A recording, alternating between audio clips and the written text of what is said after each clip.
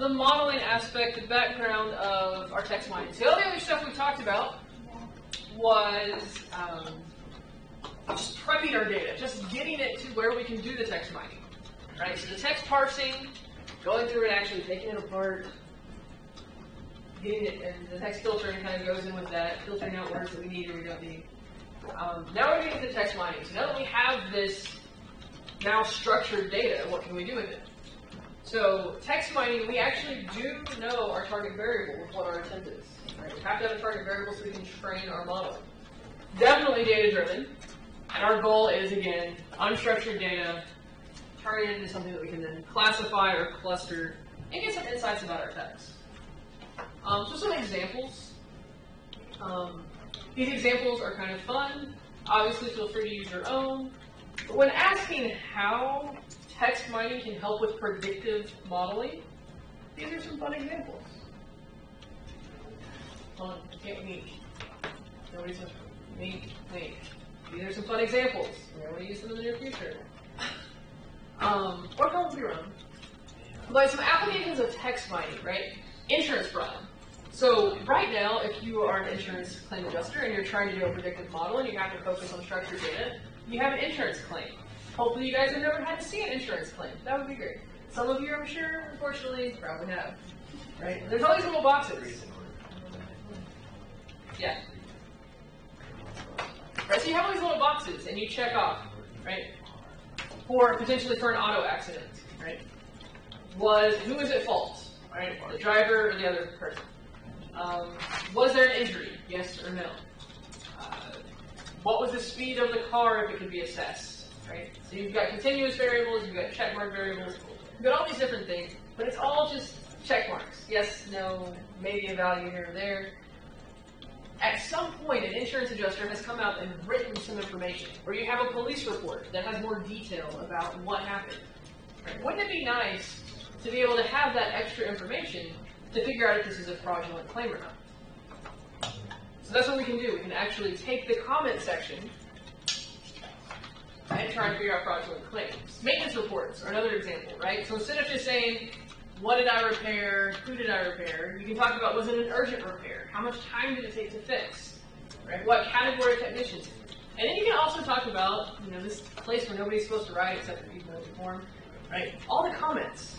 Right? What comment was this? Right? There's a huge difference in when to fix running sink, or the description may be sink broken. Well, there's a huge difference in drip and whoosh. So being able to add that kind of information, that detail in. Medical triage, kind of the same thing, right? Check mark, check mark, check mark. You go here, you go here. But there's a huge difference, right? With came in for chest pains, right? There's like the shortness of breath kind of chest pains, and there's these something sticking out of my chest pains, right? More detail is always a nice thing, and there's generally not a box. For medical stuff, there may be a box of something sticking out of people. I don't know. Right, but just being able to have more information. Online customer reviews, being able to do sentiment analysis, right? So now this is kind of skirting the edge of what we were talking about. The sentiment analysis is trying to put a little more meaning to things, right? Are these good reviews? Are these bad reviews? What are they kind of talking about? So the Data Science for Business, I highly recommend this book if you like data sciencey things. But as we start to look at this is a 5-star review. When I start to look at the words, I find what I mean, it might become clear if I point out what this book is not about. It's not a computer science textbook. It's not a cookbook. It's not your standard management. And as you read through this, you're like, oh, that makes a lot of sense. But if I'm a computer reading through this, all I'm seeing are a whole bunch of negative words. Right? So would I actually classify this as a 5-star review? Maybe not. All right, so sentiment analysis. The whole idea here is trying to figure out, is it the favorable or unfavorable reviews? And this will actually be what your assignment is. We're going to try and classify reviews as positive or negative. Now, this will be fun, right? So there are sentiment analysis generators out there, WordNet, Cinti WordNet. But sentiment analysis is a big thing. We're trying to find out if I'm reading this. I mean, you've all heard, right? We talk about like cool. What does cool mean? Bad. Is bad really a bad thing? Depends on what era you grew up in. So trying to figure out, are they good or are they bad? Is this a positive or a negative review? Right, so I highlighted some of the emotional words. This TV is wonderful. It's a great size, great picture, it's an easy interface. It makes a cute little song when you boot it up and when you shut it off. I just want to point out that the 43-inch does not, in fact, play videos from the USB. This is really annoying because one of the major perks that I wanted from a new TV, looking at the product description now, I realized the feature list was for a different series. Kind of a dumb oversight on my part, equally stupid to put a description that doesn't apply to a listing for a very specific model. Positive or negative? Mostly negative. So more red words than green words. Still call it positive. Yeah. The thing how sarcasm can totally break this model. This is not. These are the bad ones. What are we reviewing? Everything where the person talks about the TV is good. The only negatives are the person themselves or the description doesn't actually relate to the TV itself. So the product, if we're reviewing the product, is there a positive or negative review for the product? Well, possibly the positive. Right, so the product has a positive review. The person, dumb. The listing is inaccurate. The listing is a bad listing, so a negative review for the listing, but a positive review for the product. So this is a product review. We would want to try to have a positive review. But how do we distinguish between them? Equal number of green and red words. How do we decide? This can be your fun for the next 2 weeks. Can you decide? So how do we do it? So SAS Enterprise Miner is going to be our friend for the next 2 weeks. This is what you're going to do. You're not going to vary from this at all. You're going to do exactly what I tell you. No ifs, ands, or actually we're going to remove all the ifs and ands and buts. But point being, this is what you're going to stick with. Okay? So you'll bring in your data, you'll parse your data, you'll filter your data, you'll cluster your data, you'll topic your data. So do you not need to participate in this at all? No. Great question. So why wouldn't we need a partition with this? It's the kind of message. I mean, you could do a training data set, and then you could validate it. But what we're actually, our ultimate goal is just to cluster. And is a cluster a supervised or an unsupervised task? Unsupervised. An unsupervised task. When we have unsupervised tasks, do we generally use a partition? No. We might as well use all the data that we have to do a cluster. See all of us together? Yes. Next question, is it possible to really transfer a trained model? For example, there's a particular model which has been trained on millions of resumes to kind of classify. And then you are starting a new company. And you have only a few limited resumes to actually scan through them. But there's a model which has already been trained. So is it possible to transfer a model which has already been trained and from a different company or from a provider? Do you need to train any model from scratch, or can you get a trained model and then work on it? I mean, I would think you could get a trained model and work with it. I mean, as long as the trained model, as long as the company was similar to yours, I mean, you wouldn't want to take a auto company and try to predict something from the food service industry, right? You want it to be trained on what you're looking for. You know, but if you're an IT company and you can get somebody else's IT company, I would think you could do it. There's no reason it has to be your training, right? It doesn't have to be documents that you have to train your model. If you can get resumes that are just posted out on, like if you're doing resume, right? Just go out to Indeed, find people who say that they have these jobs and train it on that. If somebody's already done that and you have access to their model, you wouldn't have to retrain yourself. So the only hard part with that would be could you actually get that and then connect it to what you're trying to do? That would be the hard part, right? So could you do it? Absolutely. Can you do it? Depends on, right? So these are going to be our goals. We'll bring in our data, the text parsing and the text filtering, right? So this is our data cleaning.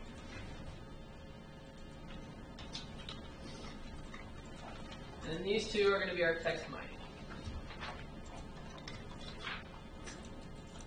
So step one, we've got a target, we've got text. You can have more variables in your model, and in fact your assignment is going to have more variables in your model, but from the text aspect, these are the two things that you need. Okay? So we're going to have a target and a text.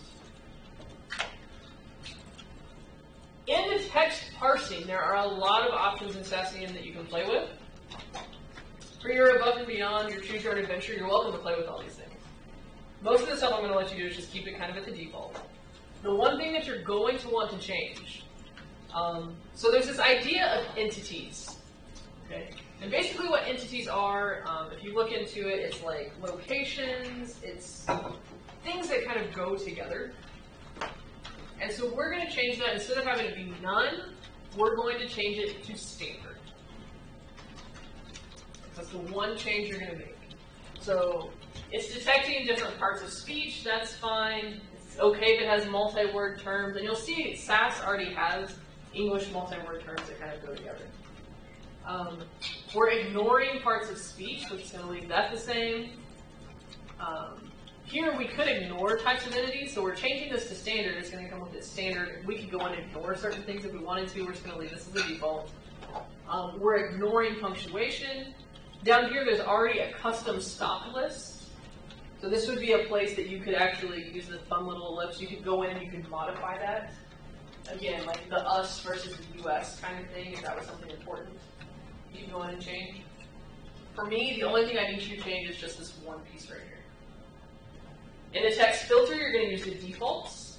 And here we're filtering, basically what we're doing is, I'm not going to care if people spell things wrong, I'm not going to filter on spell, or I'm not going to check spelling.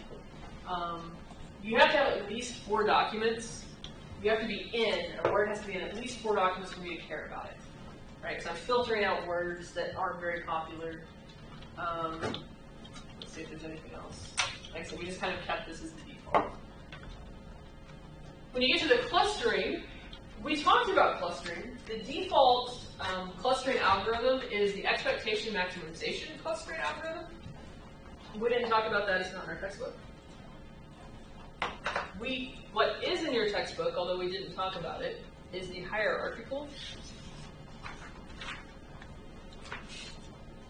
clustering.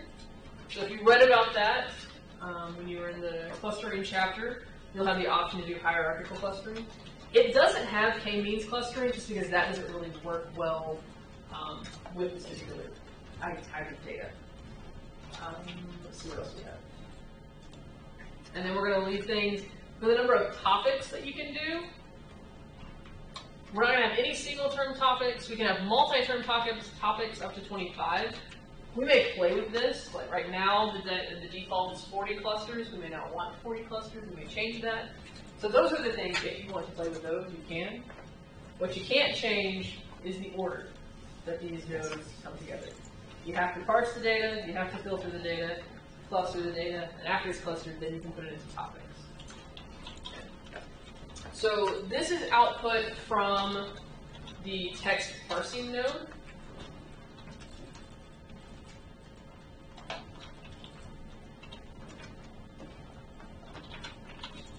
And what it shows you is you'll see this B with a little plus sign. All those 2 B verbs are fitting in that piece, right? So is, are, was, were, be, being, been. All of those words are being encapsulated in that verb role. That happens 31 times in my documents. It happens 27 documents. And then am I going to keep that word or not? And I'm not going to keep it. So I already said we're throwing out those type of things. Now baseball, on the other hand, happens 8 times in 8 documents, and I want to keep baseball. It's going to be an important word. right? So you can just look down here, you can see what words are being kept, what words aren't. You can see how often they appear. That's kind of the output that you get from the text parsing. And then this goes down for quite a ways. Then we have output from our clusters and output from our topics. So the cluster really is kind of a cluster analysis. It's what we've done in the past. It's going to try to cluster words together that make the most sense. The topics actually try to not just do individual words, but kind of trying to make more sense of things. So a document can belong to only one cluster. So we're going to cluster you here, you get here, right? You can only belong to one cluster. But it can belong to as many documents as it wants. Or sorry, as many topics as it wants. So the topics can be interchangeable. Okay, so when we talk about the Arizona animals, right, that could actually fit into the weather topic, and it could fit into the animal topic. It can only fit into one cluster, and we may have a cluster that comes up that says weather and animal together, if we have that happening multiple times. So we have clusters, and we have topics. Yes? So, cluster number 4 up there lists no descriptive terms. Is that literally just documents that don't contain any of the identified clusters? Yeah. Okay. And it's like, and here's my other guy. Other, yeah. Okay. So for the clusters, we have snow. And so again, if it has a plus, right, it has day. So that could have been today, 2 days. It could have been yesterday, right? Just the word. It could have been Sunday, Friday. It's a day, right? Favorite winter. So that's one cluster. We've got another cluster, and here's our one, right? We have cold, hot weather, and animal. So that's when the animals and things are together. Animal, big cat. We've got summer, winter, day, cold, hot weather, snow. Lion, tiger, zebra, zoo, cat, big, favorite animal. Okay, so these clusters are kind of breaking apart based on, and we may even start to look. Let's see if I have a good example. So like cluster 5 is like animal, big, cat, right? I could potentially, if I looked a little further, that maybe that's domestic animals.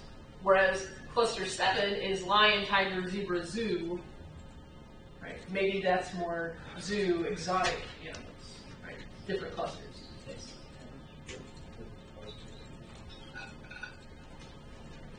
I'll show you the second way to do it. Were you doing it while I was there? Yeah. Oh, good for you. Okay. I'll show you in a second. Great. I'll show you. So this is using the expectation maximization clusters. You could also turn it into a hierarchical cluster, and then you get like this fun little picture that really doesn't mean a whole lot. Then you can get this picture. Okay. And it's kind of showing you nodes that are important. So baseball, for some reason, snow comes off of baseball. Here's baseball again, animal comes off of baseball. So the hierarchical, like if you understand the hierarchy of how the clusters work, this will make a little bit more sense. But it's just kind of showing you the size, which also corresponds to the frequency out there in the table. So this gives us a little bit different cluster, but it still works out very similar. So this is really going to be kind of what your assignment, part of your assignment is going to look like. So for your assignment, I'm actually going to ditch this ASCII part. Okay. So here's the text mining part. And then once we have these clusters and we have these topics, we actually use the clusters and the topics in a decision tree model, or in a linear or logistic regression model, or in a neural network model. So we can actually do predictive analytics.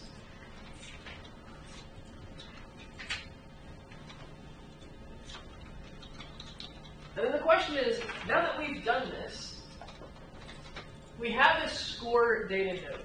So we've made this model, now what? Now I want to have new data, run it through the model, and see what happens. And so today I'm going to introduce the idea of the score node, where you input new data, using the model, using the new data, seeing what happens. Just because it's fun, yes.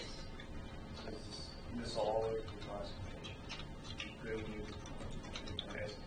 You can still use for estimation. Yeah.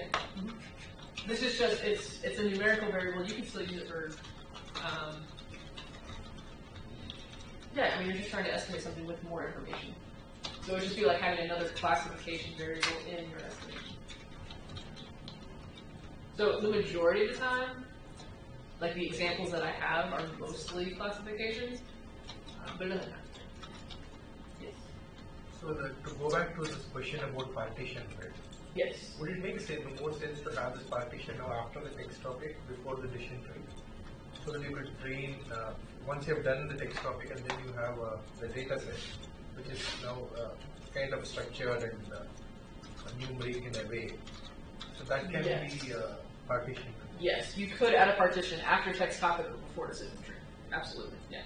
Because if not, if you leave it, actually, if you leave it just like I have, then all you're getting is just the decision tree on training. And you come back and you're like, how do I make sure there's no overfitting? So yeah, so it would actually be very appropriate to add in right here, add partition in.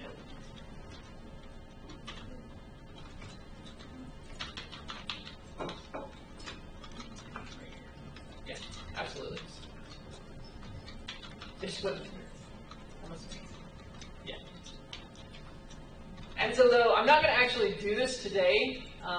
If we get really ambitious, maybe I'll do it on Thursday or next Wednesday. Yeah, there we go. Yes, exactly. Right, so here I'm actually bringing in unstructured data in the form of, I forget exactly what this is. I think these are insurance reports. So I'm bringing in the text, and this is actually an entire file, just like a file folder of unstructured claim information. And then there's SAS code that, if I get ambitious, like I said, I'll show you, that actually changes it. We have structured data. We're going to compile both the unstructured and the structured data. We'll merge these two data sets together. Once we have both the structured and the unstructured data together, then we parse the data. We filter the data, we cluster the data, we top up the data.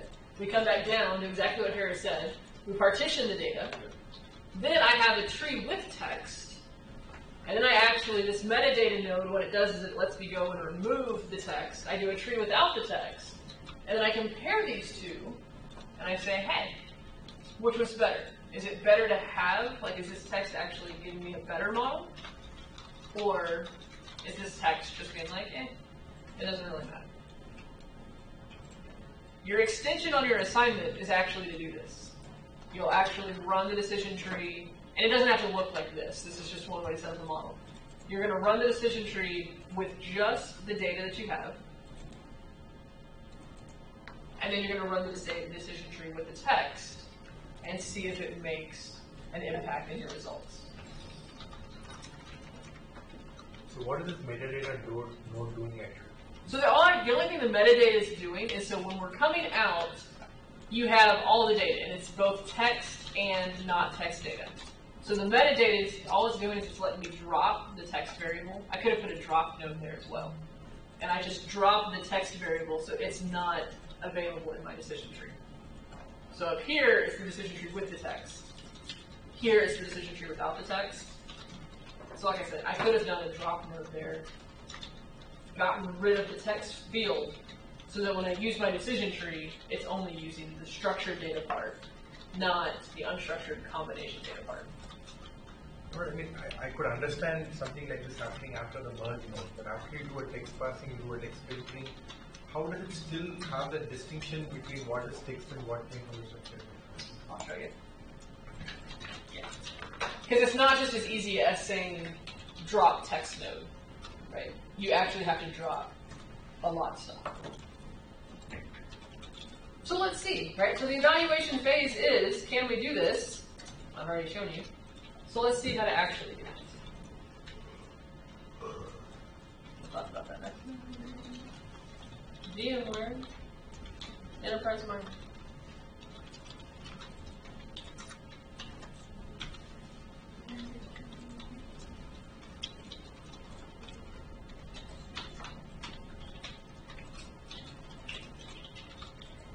you've already been following along, that's great. If you haven't and you want to, you're welcome to. If not, you can sit back and just watch your name. I'm going to open the Wednesday project.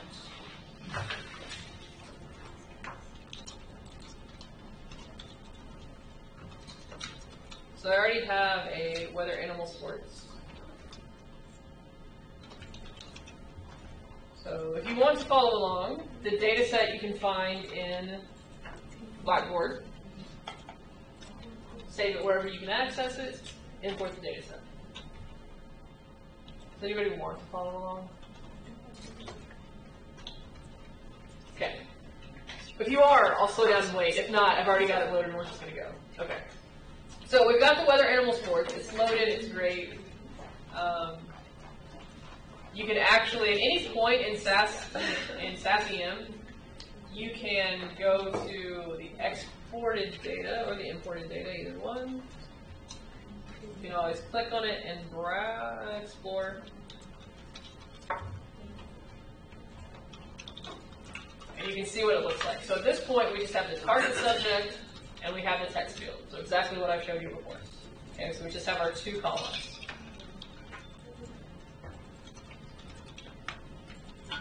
So now we're going to do the text parsing. When you do the text parsing, the results that you get look kind of like this. So we talk about the rank, we talk about different attributes. I did not get into any of this stuff. We talk about the number of documents and the frequency of things happening in the documents. This is the terms that I showed you. Right, and it goes on a long, long, long time. You'll see sometimes it'll actually feel like ferocious animal. Right, so we've actually grouped the words together. This plus indicates a plus somewhere else versus parent-child status. And you can see what it actually corresponds to. Yeah, so this is just kind of all the words.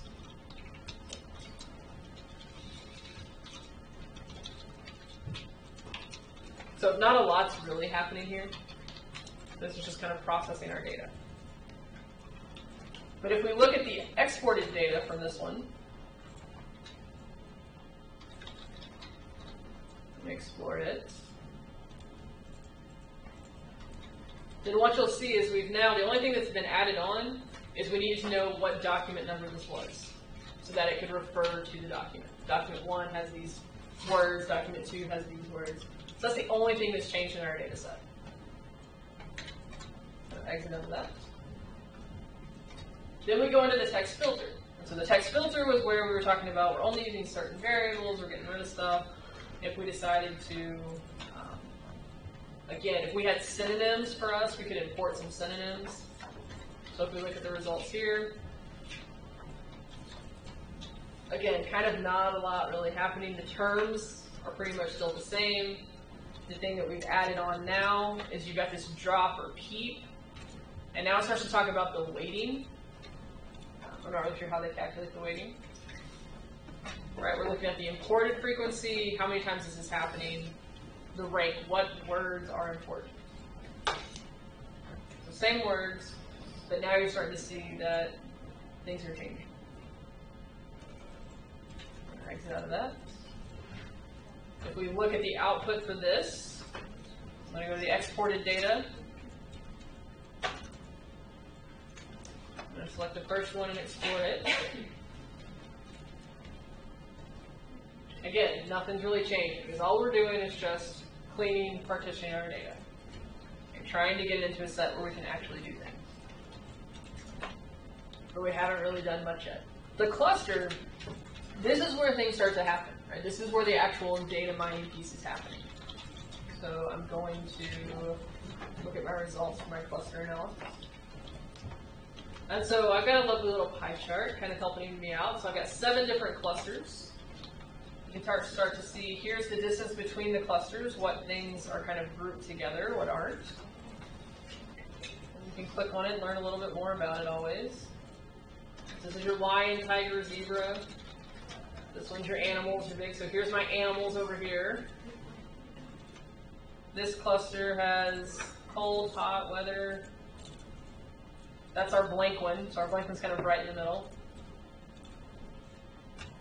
And we've got our baseball, basketball, so this is our sports. Here we've got some more distance. This is some more weather. This cluster over here has more weather in it as well. So we've got quite a few that are weather. Our animals are kind of hiding over here, and we've got sports up at the top. What does that mean, distance between clusters? So if we were actually trying to figure out, right, remember when we do cluster analysis? And it depends based on the method that we use, right? So when we talked about k-means in the past, we were actually trying to minimize the distance between the observations within each cluster and maximize the distance between the clusters. Same thing's happening here with this expectation maximization. It's just instead of doing actual Euclidean distances, it's using a different algorithm. And so the values that we've calculated for these different variables, these different terms, right? So we're looking at each term. Can it say, based on frequency, how these terms relate to one another? And so should it go in this cluster or in this cluster? And this is where all the coordinates start to come in, and you'll start to notice that there's a lot more information happening now. So this is the calculations that are going on behind the scenes. This is the matrix algebra. This is where part of that semantic latent and the latent semantic indexing is happening. So now we have a lot more information. So if we go back to, so we can start to see the clusters. If you view, you can actually start to view the clusters. Oh, it's already there. So the viewing the clusters down here at the bottom. So if I make it a little bit bigger, so this is where I got the cluster. Is that what you guys are asking? So this is where I got the cluster ID from. Here's our frequency, how often it happens, the percentages. These coordinates right here aren't quite as important for us, but that's how we were actually looking at the distance between. I mean, this is the actual X and Y location. And again, it's that expectation maximization. If we change this to hierarchical, then the results we'll get will look a little bit different. So let's finish out, and then we'll go change it to hierarchical and see how it changes. So exit out of this. Again, just because it's kind of fun to look at, we're going to go to the exported data. Look at our training data set and explore that and see what's happening. So now we have the text field. We've added in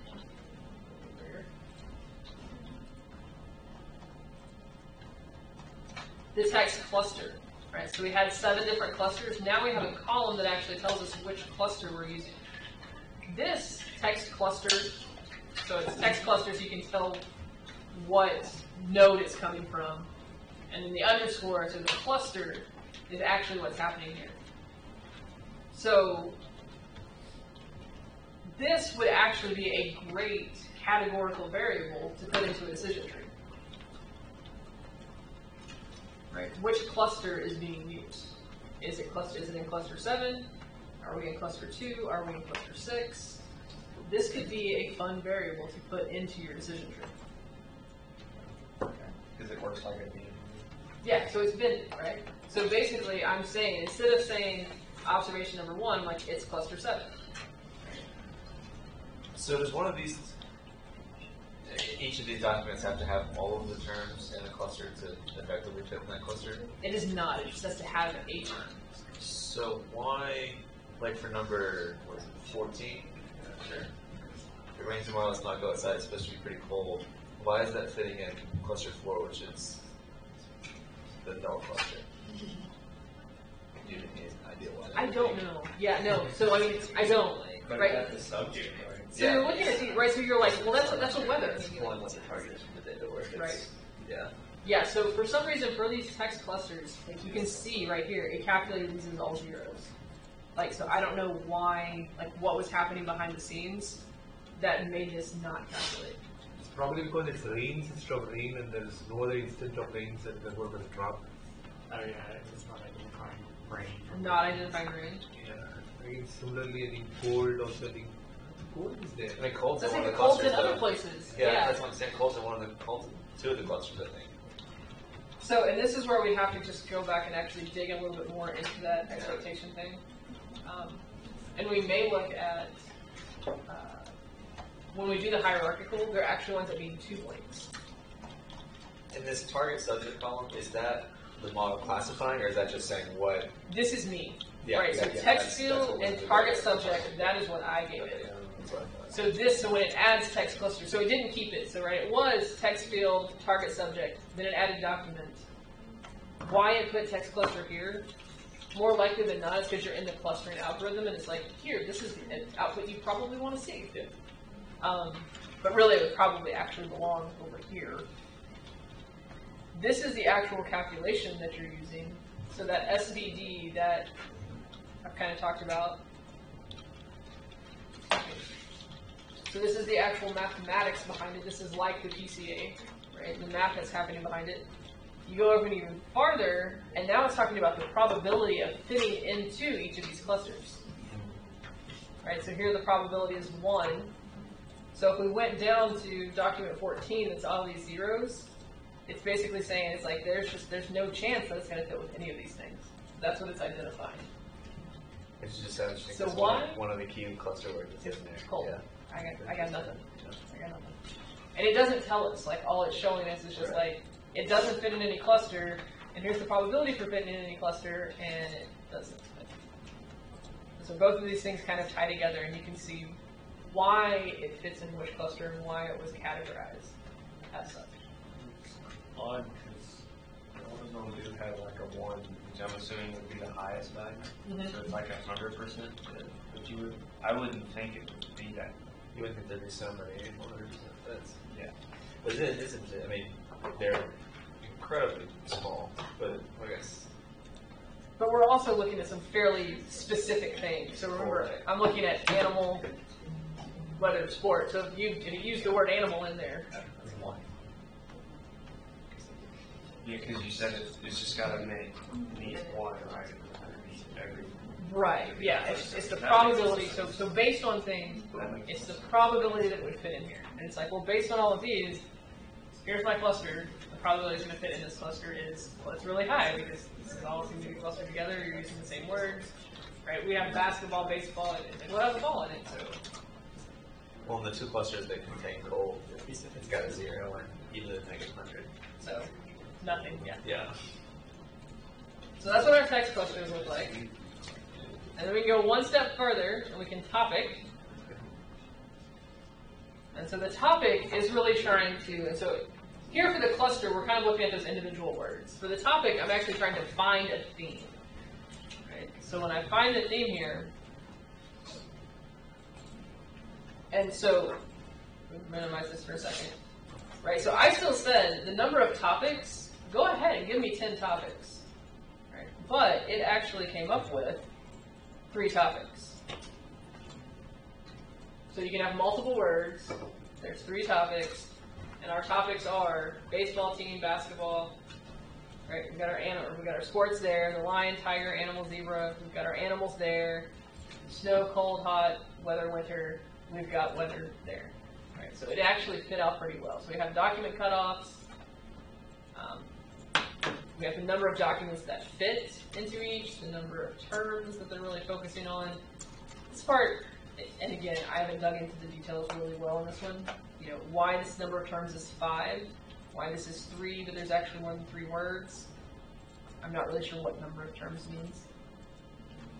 But it does do a really good job of finding the topic. Is this always the case? Let me throw that out for you guys. Is this always the case? Right? We're just clustering. Right? Just looking at how words seem to group together based on this bag of words, this frequency idea. Right? This is a contrived example. I made it so that it works well. I didn't make it. Dr. Douglas made it so that it works well. Okay. Your assignment. I got the data off the internet. Saying things are going to work well. But what insights do you get when you would find clusters? When we did our clustering assignment, what were you trying to do? You're right. You're trying to name them, right? Creative names. Creative names is always fun, right? At least descriptive names. Did these things cluster together? Why did they cluster together? If you want to get, and so I'm showing you, we X out of this, right? You can go back to your exported data at every point. And if you want to get a little bit more insight into cluster 1, or topic 1, we can do that. So now here's my data.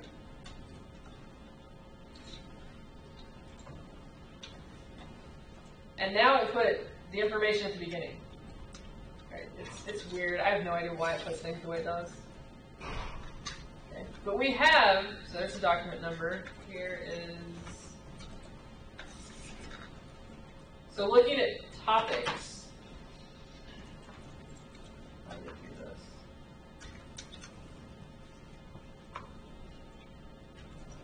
I'm going to do clusters because I can do that easier. So like here's our text cluster, right? Just like Excel, if you click on something, it will sort by that thing. So here we have cluster 7 is all animals. And we can actually look through here and find out what is kind of going together.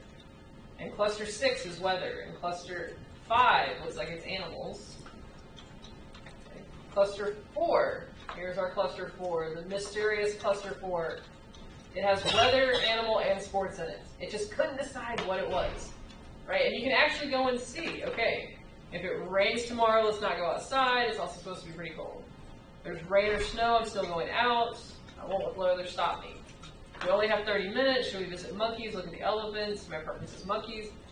Why? You know, in the NBA, 3 All-Stars are among several sons of former players. Why this couldn't organize it? I don't know. Right? I mean, I feel like they're fairly self-explanatory.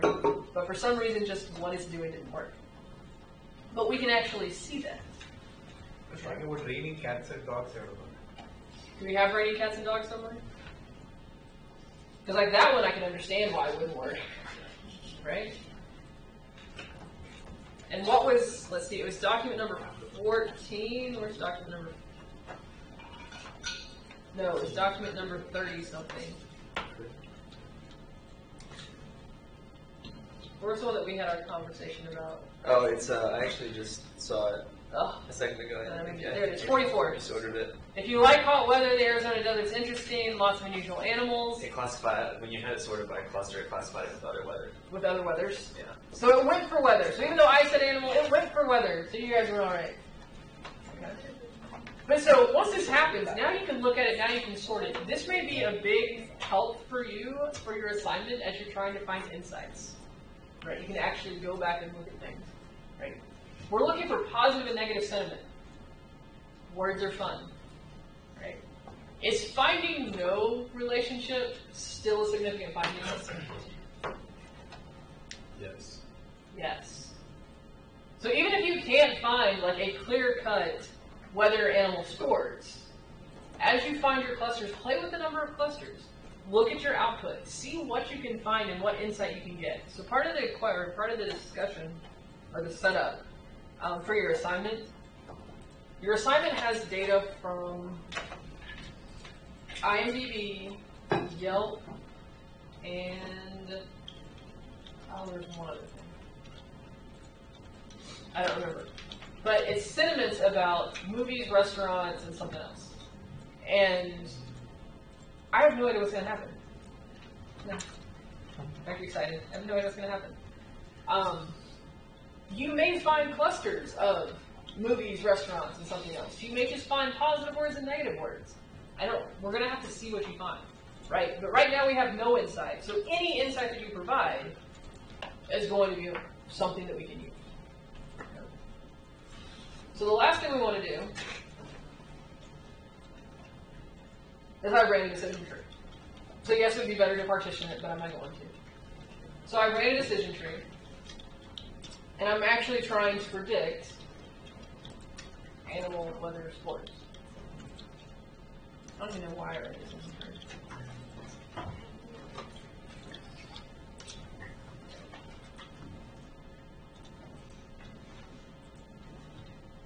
So I'm trying to predict animal, weather, sport using all of the data that I have, right? Well, all the data that I have going into this has the words, right? Has the clusters, has the topics and it has the clusters in here. And if you just use all of the data, then this gets a little weird. Okay? Because this is saying text cluster, this is the SVD3, this is one of the columns, and we could go back and look and see what this text cluster is. But really, this may not be the best thing to use. Also, this baseball team, basketball, that's one of the topics. So is it using the probability? Is that what the numbers are? Right, yeah, so these are the numbers, right? So this is saying text cluster SVD3, we've got to go look at these numbers. We don't know what they mean. Basketball team with these numbers, we don't know what that means. Because I use all of my variables. So if you're going to actually do a decision tree, this is where, and I didn't do it just for illustrative purposes, if you go into modify, you can add in a drop node. Do this real quick. Connect to my drop node, and then I'm going to go back to my decision tree. And when I'm in this drop node, if I edit the variables, you're going to see all of these variables that we're talking about. But really, I want the target subject. Because I need the target variable, because that's what I'm going to try to predict in my decision tree. And now what I really have is I really just have a cluster and a topic. Well, my topic, unfortunately, doesn't have just a one column that says this is the topic. Right? It has 3 columns. So you're kind of almost looking at, if you'll think about it, a dummy code. Right? But for the clusters, we do actually have just a text cluster, just 1 through 7. So we could actually get rid of all of these SVDs. So if you can select multiples at a time. So I'm going to drop all those SVDs. I'm going to drop all the probabilities, because I don't care about those. And I'm going to drop the text topic raw information and the document number, because that's not going to be helpful.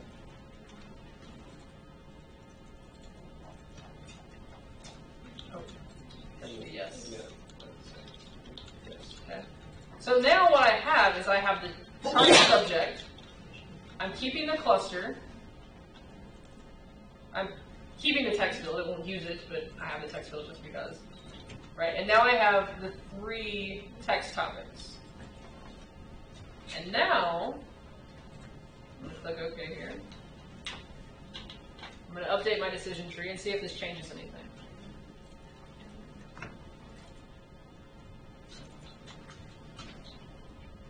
And again, I don't know what happens. And we're just using just text to predict which category, so this may not work well at all.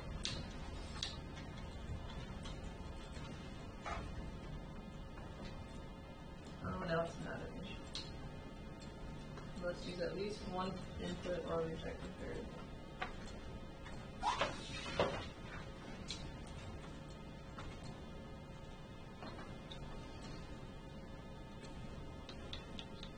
That is target. All the ones you kept to stick. Oh, I needed to do. So I need to do it the other way. I think you change roles, but where would it work? But can I change the roles? And this is why I use a metadata node instead of a drop node. It's all coming back to me. Okay. So with a drop node, all it lets you do is you can only just add or drop, right? But you made a really good point. It's like, really, we don't want segment, we want an input. So instead of using a drop node, delete that. We're going to use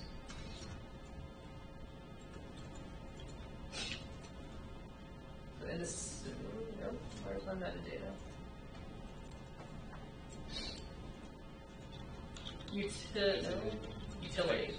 Yeah, it's in utility. Oh, and so I guess I didn't show you. I already had the model made. Text mining is where all of these things come from. So there's the text topic. There is a text rule builder. You can play around with that if you want to. But everything else is stuff that you're going to use. In the utility is where the metadata node is. So it's just a little more SAS EG aspect.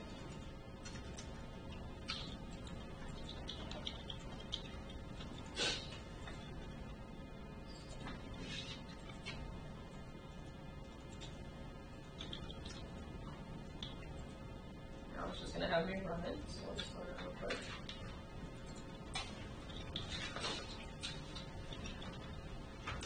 This is why you never do stuff on the spot. I did. I love it. So now it's still mad at me. So now I have, Can you edit variables from the decision tree? I still can't edit the role.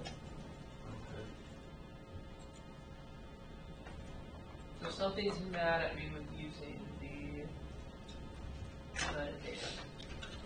Did you? I think you have to start over. And there's some memory which is remembering what you dropped last time. I know, and I took away the drop. I don't think you It did. updated the decision. I think you ran the metadata node, not the decision tree node, but I'm sure it was. Let's try that to see if that helps.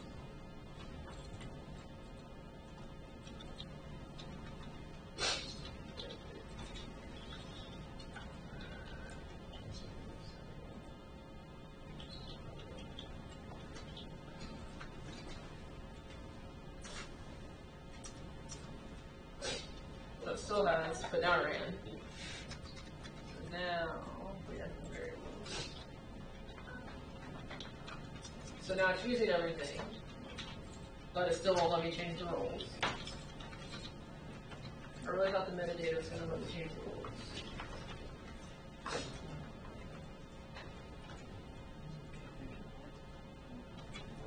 Yes, you use the metadata node.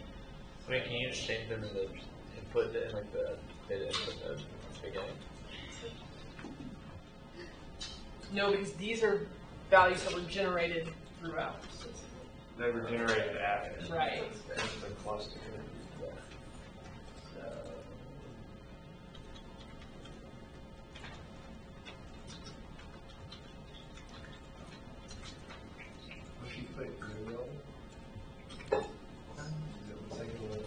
there we go, you roll. Okay.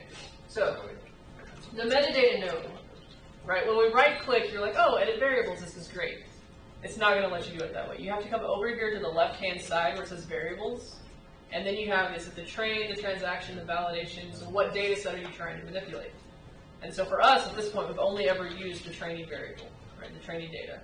So we'll click on the little ellipses, and here's what we have for information. So the role is currently what we have. We can create new roles, right? So the new role, the default is going to keep it as it is. Right? And so we need to change these segments down here to inputs, so that way we can actually use it.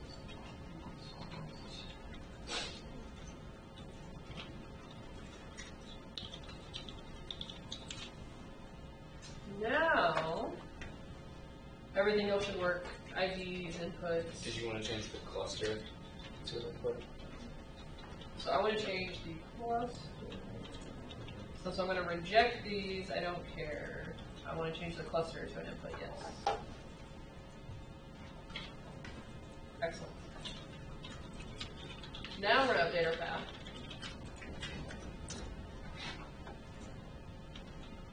Rejected doesn't drop it though. Rejected does drop it. Yes? Because rejected is saying we're not using it. Did you want to reject those SVP minutes either? So I could, right? So I could from right here, I could reject. I'm actually not going to, because now that this is an input, I'm going to be interested to see if the decision tree will actually use it. So we may come back and change that. Let's run our decision tree again. Let's see what happens. But yeah, so the metadata is what's going to allow you, as new variables come in, if you want to change them and still be able to use them.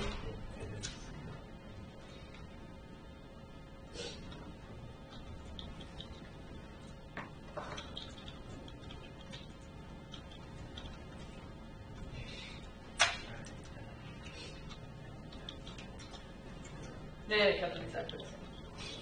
Alright, so now I'm going to go back to the metadata one more time.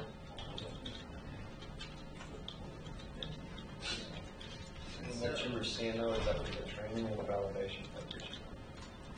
I didn't partition it. Yeah, so right now everything's all together. And I would probably do, so in my other example, I did the data partition, and then I did the metadata. If I had to do it again, I probably would have done the metadata first, and then partitioned it.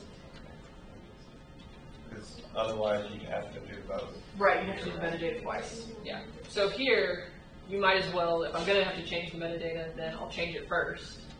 But it was probably one of those, like, as I was constructing it, I'm like, oh, let's just do this. And, oh, let's add something else. And you just do it where you go. All right, so let's do one more thing. So we'll have our target subject. We're keeping it as our target.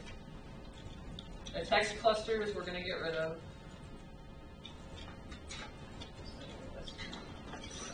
Your text cluster last time. So we're going to reject these. So the difference in rejected and dropped, the rejected will keep it where it's available to use. It's just not being used in the current model. But it could be used later down the stream. Once you drop it, it actually is dropped and you can't use it anymore. So if you had like a neural network on the other side of your decision tree, Yeah. you could think. Okay, so all of these are rejected. That's our text. I'm going to reject these guys right here.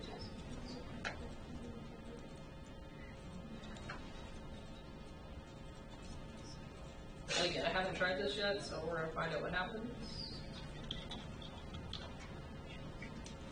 One more try.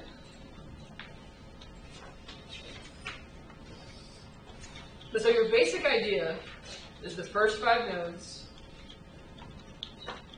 You can attach the decision tree and just go back and think things through. Or you can run the metadata, just use the variables you want to with the decision tree, and see what happens. And it may be good, and it may not. And if it's not, that's okay. The real question we're going to try to answer is, does it make a difference? And so here, what it's showing us is that now it's branching on clusters. So cluster 2 comes over here, and that's sports. All the other clusters are coming over here. Then we split again on 7, or missing, and that's mostly animal with a little bit of weather, which we knew, right? Because missing had a couple of weathers in there, right? That 4. Oh, no, that's weird. 4's over here. So really, I guess it's just 7. 7 wasn't a pure node. It was mostly animal with a little weather. And then 6, 4, and 1 are over here. Mostly weather, a little bit of sports, a little bit of animal. Which is kind of what we saw. That's the decision tree. So it's split in the same thing. Yeah. So just split on cluster class. And then, ultimately, right, so I went straight to the tree to look at it. But ultimately, we look at our misclassification rate, and we've got a 12% misclassification rate. Not too bad. Out of all the, we only had 50 documents, right? But out of the 50 documents, we got 78% right? 88% right? 88% right. So what do you think? It's something. It's something. So we found a way, we now have a way to take some text data, try to categorize it, and then once it's categorized, see if it makes an impact on, like, if there's an improvement over. So if we had more variables in this data set, right, then we can run this variable without the text, or run this data set without the text, see what our misclassification rate was. Then we can run it with the text, see what our misclassification rate was, and see if all the time and effort we went through getting all this text was really helping our model.